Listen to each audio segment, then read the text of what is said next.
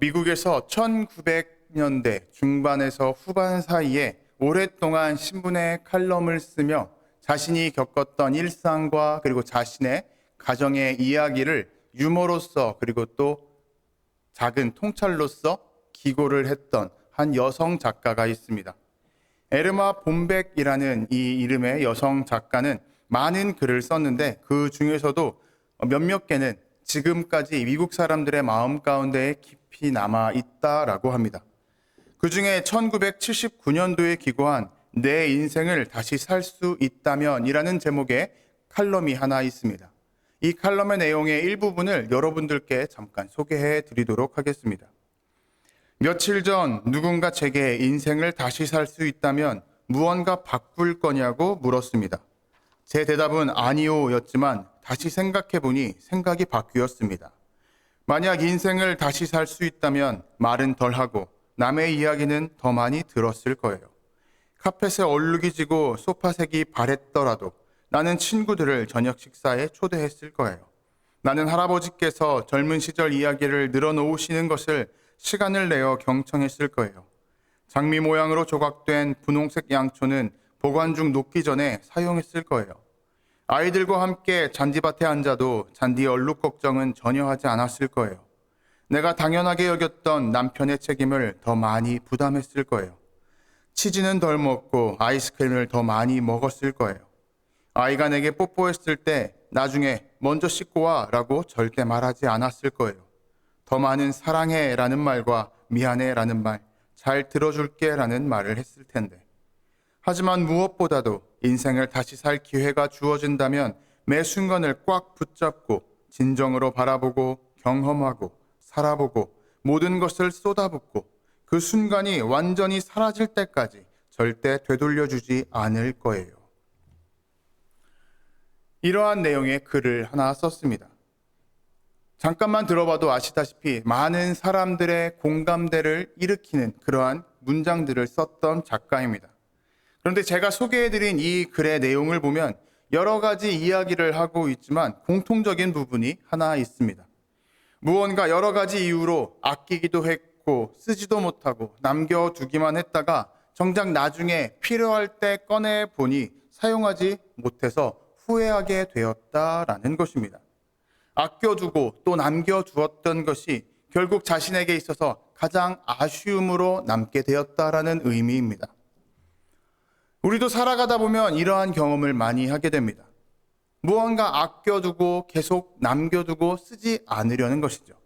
특히 좋은 물건이나 예쁜 물건들이 있으면 우리는 그것들을 아껴두고 좋은 일, 특별한 일에 쓰려고 계속해서 뒤에다가 숨겨둡니다. 이러한 속담이 하나 있습니다. 아끼다가 똥된다. 똥된다라는 말 때문에 혹시 비속어가 아닐까 하는 분들이 계시는데 정확히 우리나라의 속담입니다. 이 속담의 의미가 무엇인가요? 쓰기 아까워서 아끼고 아껴두고 남겨두다가 모셔두다가 쓸 그 순간에 써야 할 순간에 쓰지 못하고 버릴 수밖에 없다라는 것을 의미합니다. 이렇듯 누구나 좋은 물건이 있다면 우리는 아끼고 남겨두려고 합니다. 좋은 그릇은 좋은 손님, 귀한 손님이 올 때에나 꺼내서 쓰려고 하고 좋은 옷은 특별한 날에만 입으려고 계속해서 옷장 속에 걸어두기만 하는 것입니다. 그런데 그렇게 아껴두다 보면 정작 그 물건은 많이 써보지도 못하고 제대로 써보지도 못하고 시간이 흘러가 버릴 때가 참 많이 있다라는 사실입니다. 그리고 잘 생각해 보면 우리는 물건들만 그렇게 아끼고 또 남겨두며 살아가는 게 아니라는 사실입니다. 무엇을 또 남기고 아껴둘까요? 우리의 마음을 아껴두고 우리의 말을 아껴둡니다. 사과의 말을 아껴서 안 하게 되고 감사의 말도 말하지 않습니다. 다른 사람을 향한 사랑도 아끼고 섬김도 아끼고 순종도 아끼는 것이 우리의 모습인 것이죠. 지금 해야 할 일을 계속해서 나중으로 미루고 오늘 내가 누군가에게 내어드려야 할 그 시간과 자리, 씀씀이를 계속해서 다음 주로, 한 달 뒤로, 내년으로 미루기만 하는 것입니다. 우리의 마음이 냉정하기 때문에, 차갑고 못됐기 때문에 이렇게 아끼고 안 쓰고 뒤로 미루는 것은 아닙니다. 대부분의 경우는 그냥 쓰는 것이 아깝기 때문입니다. 사용해서 닳아가는 것이 아깝고 소모되어서 사라져가는 것이 너무나도 아깝기 때문이죠. 혹은 사용하다가 망가져버리면 더 이상은 쓰지 못하게 되니까 그것이 너무나도 아까워서 선뜻 손을 펴고 사용하지 못하게 되는 것입니다. 마음을 쓰는 데 있어서도 시간이 너무나도 아깝고 무언가 내가 손해보는 것 같아서 아깝고 내가 가진 것을 낭비하는 것 같아서 아깝기 때문에 선뜻 우리는 손을 펼쳐서 무언가를 쓰지 못하게 됩니다. 그렇다면 우리의 신앙에 있어서는 어떠한 모습을 보이고 있을까요? 여러분은 어떻게 쓰고 계십니까? 많은 경우 신앙에서도 우리는 똑같은 모습을 보이곤 합니다. 무언가 주님 앞에 나아갈 때 이것을 들고 가야 된다라는 것은 알고 있음에도 불구하고 선뜻 들고 나가지 못하는 것을 많이 경험하곤 합니다. 섬김을 아까워하고 헌신은 낭비다라고 생각하는 것이 우리의 모습인 것이죠. 내가 주님께 받은 것, 신앙 공동체에서 다른 사역자들, 동역자들에게 받은 것은 잘 알고 있고 또 그것을 누리고 싶고 좋아하지만 정작 내가 무언가를 베풀어야 되고 손을 펼쳐서 주어야 될 때는 무언가 미묘하게 아까운 마음이 드는 것입니다. 손해 같은 마음이 드는 것이죠. 이 역시 우리가 냉정하거나 혹은 못돼 먹었기 때문에 그렇게 행동하는 것은 아닙니다. 우리의 의지나 우리의 믿음이 약해서도 아닙니다. 왜 우리는 이렇게 행동을 하게 되는 걸까요? 그리고 이렇게 행동하는 우리에게 예수님께서는 어떠한 말씀을 하고 계시며 우리에게 무엇이라 말하고 우리를 부르고 계실까요? 오늘 본문은 예수님께서 베다니에 살고 있는 나병 환자 시몬의 집에 모여서 함께 식사하고 있는 중에 일어난 사건을 기록하고 있습니다. 그 식사의 자리는 처음에는 정말 평범한 자리였습니다. 이전과 똑같은 평범한 순간이었습니다. 근데 얼마 지나지 않아 그 평범한 자리에 어떠한 한 여인이 들어오게 되고 전혀 평범하지 않은 특별한 일이 발생하게 됩니다. 성경은 이렇게 기록합니다. 한 여자가 매우 값진 향유 곧 순전한 나드 한 옥합을 가지고 와서 그 옥합을 깨뜨려 예수의 머리에 부으니. 오늘 본문은 한 여인이 매우 값비싼 향유를 하나 가지고 와서 그 병을 깨뜨리고 예수님의 머리에 부었다라고 기록합니다. 이 당시의 향유는 아무나 쉽게 구할 수 있는 것이 아니었습니다. 원한다고 아무데나 가서 그것을 편하게 살 수 있는 것도 아니었습니다. 오늘 성경을 읽다 보면 그 예수님 주변에 있던 사람들이 이 여인에게 했던 말 중에 300데나리온 이상에 팔아서라는 말이 있습니다. 이 데나리온이라는 단위는 당시 노동자들의 하루 일당을 의미합니다. 오늘날로 쳐서 계산을 하게 되면 일용직 노동자들이 1년 동안 벌어들인 돈이 이 향유 한 병의 가격이라는 것이죠. 2025년도에 나왔던 일용직 노동자들의 일당으로 계산하게 되면 이 한 병의 가격은 대략 5천만 원 정도 됩니다. 이렇게 값비싼 5천만 원짜리 향유의 양은, 용량은 얼마나 될까요? 비싸니까 많아야 되지 않을까요? 당시의 기록을 살펴보면 학자들마다 조금씩 말이 다릅니다. 한 나드라는 그 양이 조금씩 다른데 평균을 내보면 대략 500ml 정도 된다고 합니다. 생수 한 병에 불과하죠. 생수 한 병의 값이 5천만 원이다라는 것입니다. 당시에도 부유한 사람들은 이 향유를 가져다가 귀한 손님이 왔을 때 조금씩 대접하거나 혹은 자신들의 값비싼 고급 화장품으로 사용했다고 합니다.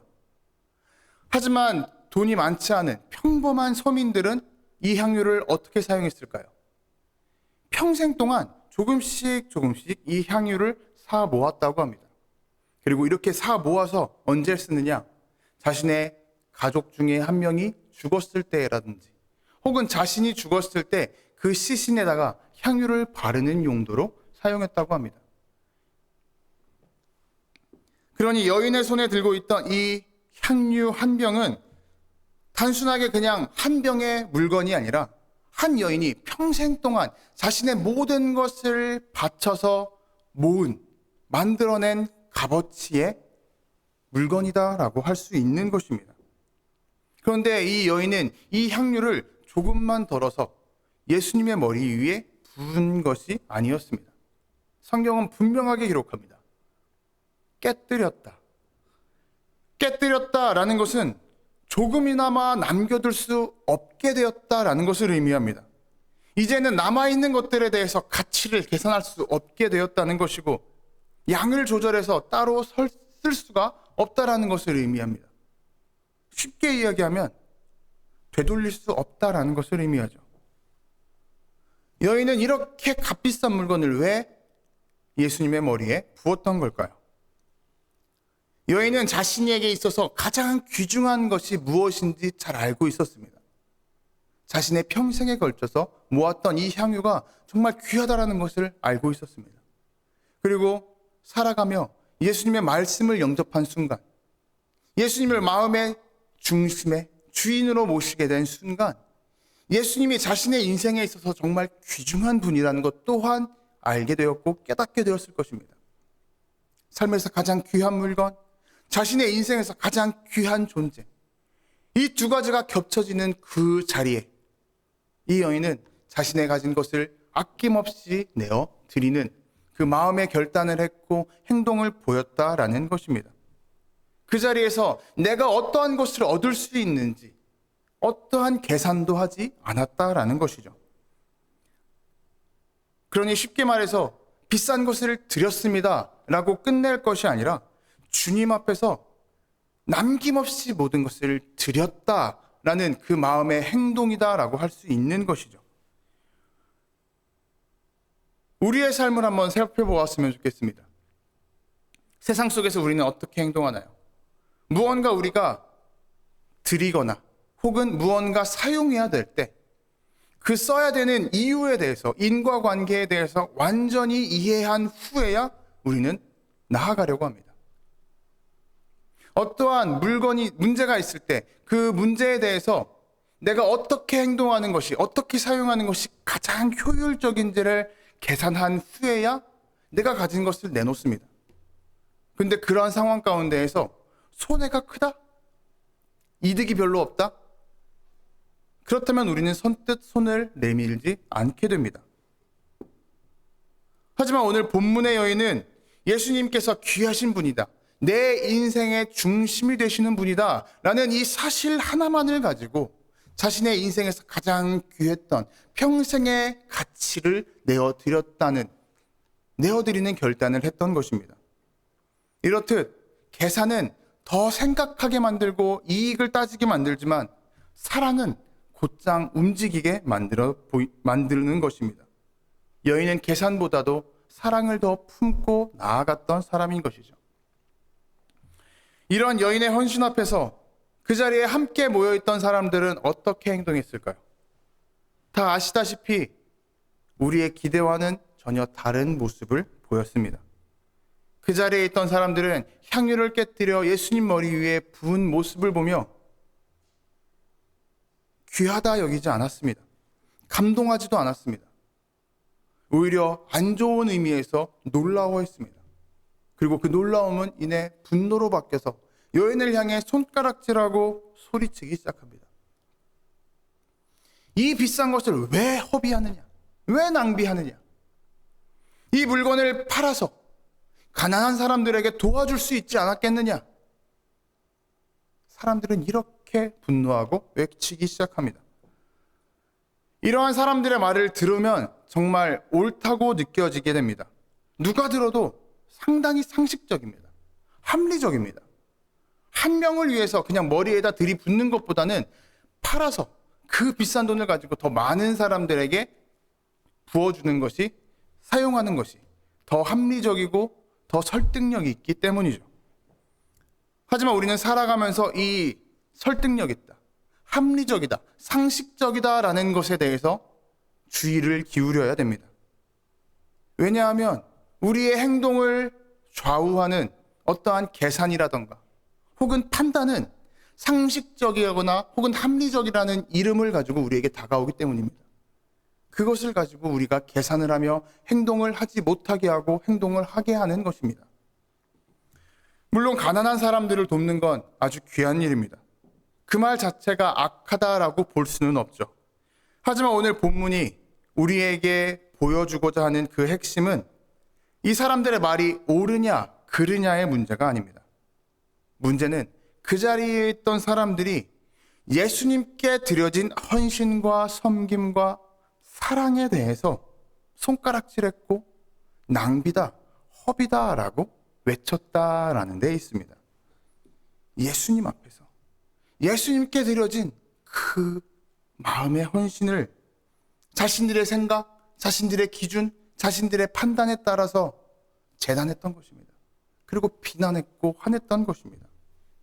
겉으로는 상식이라 말하고 합리적이라 말하지만 그 중심을 보면 그 안에는 결코 예수님이 없던 것이죠. 우리 역시 언제나 거칠고 악한 말로만 예수님의 사랑을 가리는 것이 아니라는 것을 우리에게 가르쳐 줍니다. 오히려 우리는 너무나도 자주 그럴듯한 말, 합리적이다라는 말로써 사랑을 미룰 때가 있습니다.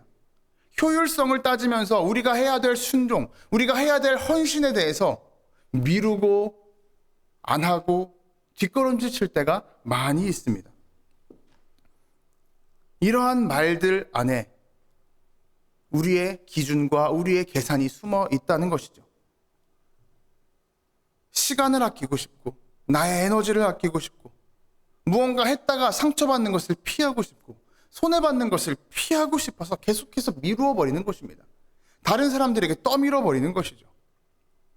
그리고 그 안에는 결코 예수님이 없다는 것을 우리는 기억해야 됩니다.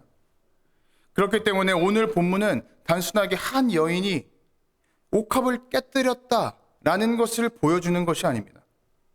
여인의 행동을 바라보는 사람들의 그 반응을 통해서 하나님의 사랑을 막아서는 것이 어떠한 냉정함이나 혹은 악한 생각만 있는 것은 아니다라는 것을 우리에게 가르쳐 주는 것입니다. 이상적이고 상식적이고 합리적인 것들도 하나님의 사랑을 막아버릴 수 있다. 우리의 순종을 막아버릴 수 있다라는 것을 우리에게 분명히 가르쳐 주는 것입니다. 이렇게 예수님 주변에 있던 사람들이 손가락질하고 분노하고 있을 때 합리라는 이름을 가지고 상식이라는 그 이름을 가지고 예수님을 지워버리고 있을 때 예수님께서 나아가 말씀을 하셨습니다. 예수께서 이르시되 가만두라 너희가 어찌하여 그를 괴롭게 하느냐 그가 내게 좋은 일을 하였느니라. 가만두라 하셨습니다. 그 여인이 좋은 일을 했다, 아름다운 일을 했다라고 분명하게 선언하고 계십니다. 똑같은 여인의 행동이지만 그것을 바라보는 시선이 완전히 다른 것입니다.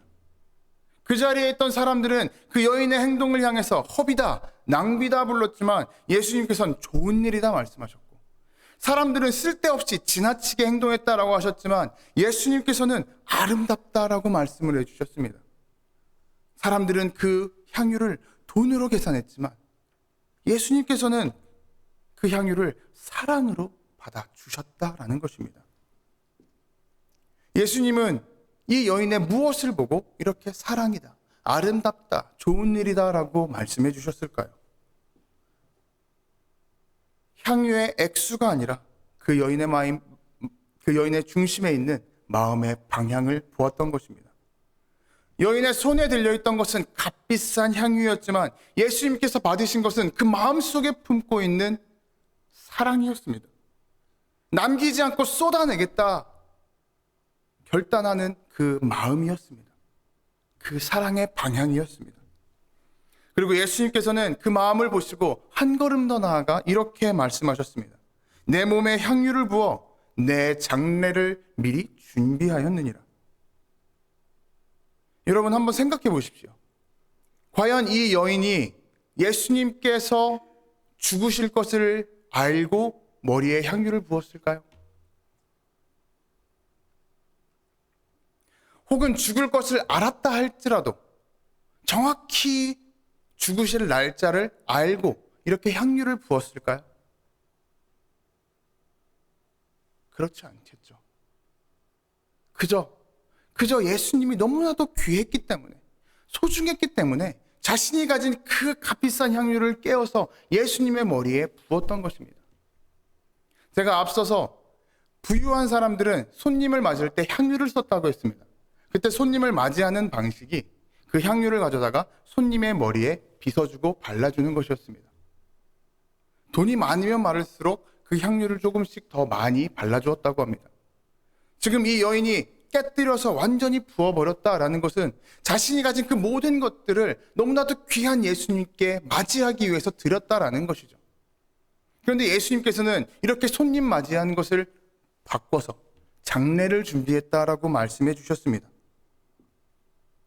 여인의 사랑에 대해서 가볍게 흘려보낸 것이 아니라 죽음을 준비하는 아주 귀하고 존귀한 행동이다라고 선언을 하셨던 것이죠.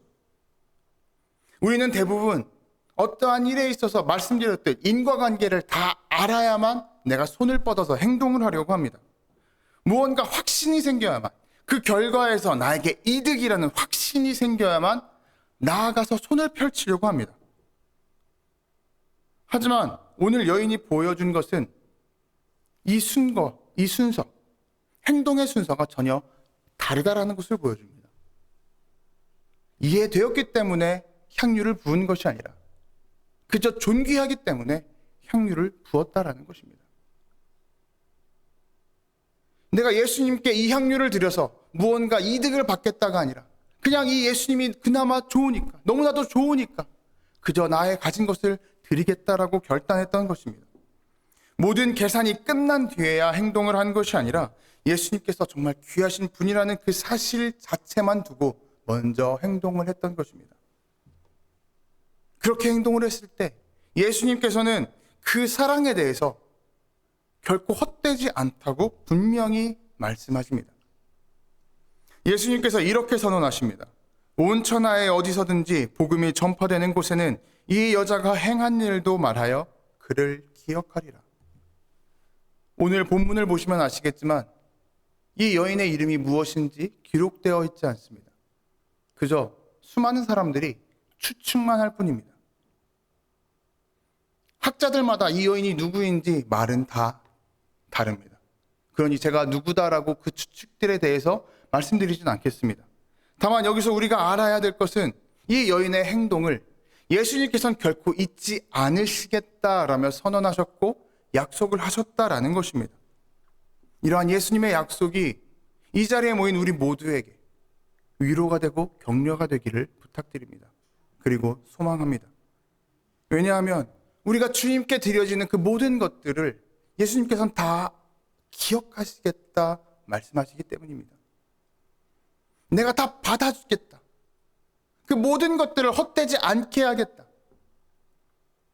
우리에게 이렇게 약속해주고 계시기 때문입니다. 사람들은 낭비라 이야기하고 허비라 이야기했지만 예수님께서는 그 중심을 바라보셨고 그리고 중심을 바라보셨기 때문에 그 모든 것들을 받아주셨고 그리고 끝까지 기억하겠다고 약속을 해 주셨던 것입니다.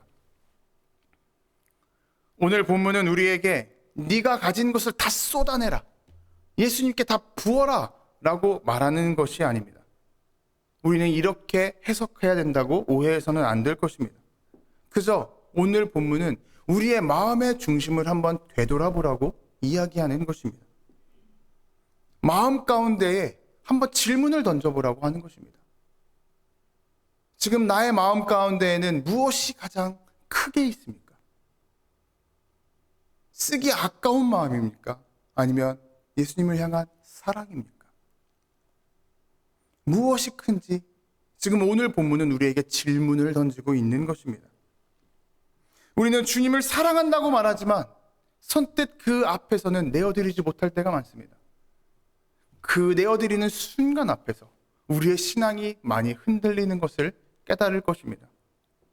그러니 오늘 이 여인은, 본문 속 여인은 우리에게 왜 지금 미루고 있느냐라고 질문을 하고 있는 것이고 왜 손해부터 계산하고 판단하느냐며 우리의 결단을 촉구하고 무엇이 크냐며 어떠한 마음이 크냐며 질문을 하고 있다라는 것을 기억하시길 바랍니다.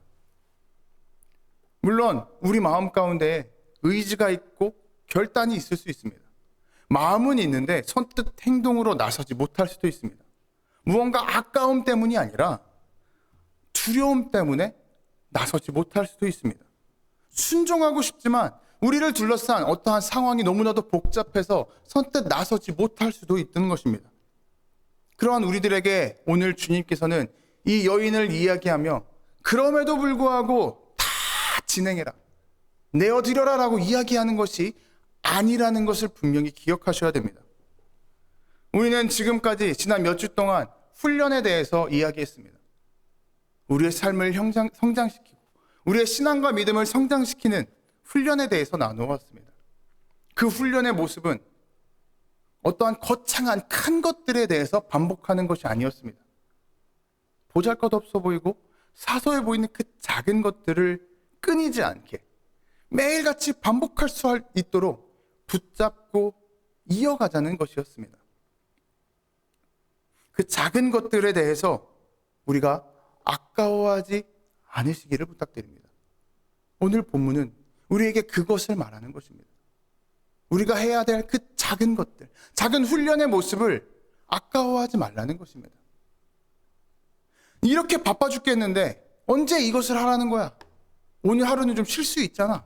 이러한 마음으로 미루는 것이 아니라 조금 줄이더라도 하나님을 향한 그 마음의 헌신, 시간의 내어드림을 아끼지 말라라는 것입니다. 이는 신앙을 위한 거룩한 투자라고 우리는 생각하면 되는 것입니다. 그러니 우리도 이번 한 주 동안 우리가 가장 쓰기 어려운 것들을 한 가지 떠올려 보시고 그것을 하나님 앞에 내어드렸으면 좋겠습니다. 누구에겐 시간일 수 있습니다. 누구에게는 다른 사람에게 건네야 될 사과의 한마디일 수도 있고, 누군가에게는 하나님께 올려드려야 할 감사일 수 있고, 하나님께 내어드려야 할 회개의 모습일 수도 있습니다. 그렇게 미루어둔 감사와 찬양과 기도의 시간일 수 있습니다. 그 모든 것들을 이 시간 하나 찾아서 내어드렸으면 좋겠습니다. 중요한 것은 그것의 크기가 아니라 우리의 마음입니다. 우리의 마음의 방향입니다. 자꾸만 미루다 보면 우리가 하나님께 나아갈 수 있는 시간은 계속해서 흘러만 갈 뿐입니다. 본문 속 여인은 아끼지 말고 지금 드려야 된다, 미루지 말고 오늘 드려야 된다라고 우리에게 말을 하고 있습니다. 주님께서는 그 여인의 향유를 값을 보고서 비싸니까 내가 받아야겠다라고 말씀하신 것이 아니라 그 여인의 마음을 보고 그것을 사랑으로 받으셨고 아름다움으로 받아주셨습니다. 예수님께서는 우리의 상황을 다 알고 계십니다. 우리의 마음을 다 알고 계십니다. 우리가 얼마나 힘겨운 상황 가운데 있는지 다 알고 계십니다. 그렇기 때문에 주님께서는 우리의 마음을 보고 계십니다. 우리가 어디를 바라보고 있는지 보고 계십니다. 우리가 어디를 향해 나아가고 있는지를 바라보고 계시다는 것입니다. 우리가 하나님께 얼마나 드렸냐를 중요하게 여기시는 것이 아니라 우리의 마음이 어떠한가를 바라보고 계시다는 것입니다. 그러니 이번 한 주 동안 내가 갖고 있는 향유가 무엇인지 생각해 보시고 그것을 주님 앞에 내어드렸으면 좋겠습니다. 주님 앞에 드려진 이 사랑과 헌신은 결코 헛되지 않습니다. 잊혀지지 않습니다. 끝까지 기억될 것이라고 예수님께서 우리에게 분명히 선언하셨고 약속해 주셨습니다. 그 약속을 붙들고 아끼다가 쓰지 못해서 아쉬운 것이 되기 전에 내가 가진 향유를 담대하게 깨뜨려서 주님께 내어드리는 그런 우리의 모습이 되기를 주님의 이름으로 도전하고 축복합니다.